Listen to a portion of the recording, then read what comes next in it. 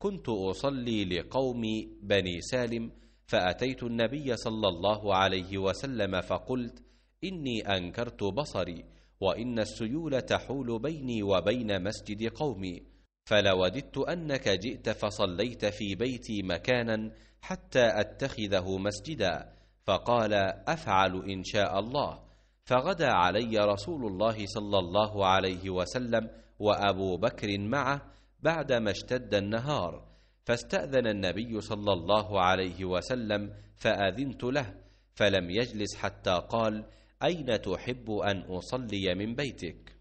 فأشار إليه من المكان الذي أحب أن يصلي فيه، فقام فصففنا خلفه، ثم سلم وسلمنا حين سلم۔ عتبان رضی اللہ عنہ نے کہا کہ میں اپنی قوم بنی سالم کی امامت کیا کرتا تھا۔ میں حضرت صلی اللہ علیہ وسلم کی خدمت میں حاضر ہوا اور عرض کی کہ میری آنکھ خراب ہو گئی ہے اور برسات میں پانی سے بھرے ہوئے نالے میرے اور میری قوم کے مسجد کے بیچ میں رکاوٹ بن جاتے ہیں۔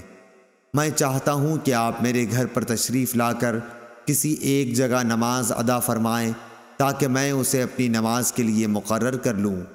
حضور صلی اللہ علیہ وسلم نے فرمایا کہ انشاءاللہ تعالی میں تمہاری خواہش پوری کروں گا۔ صبح کو دن چڑھ گیا تو نبی کریم صلی اللہ علیہ وسلم تشریف لائے۔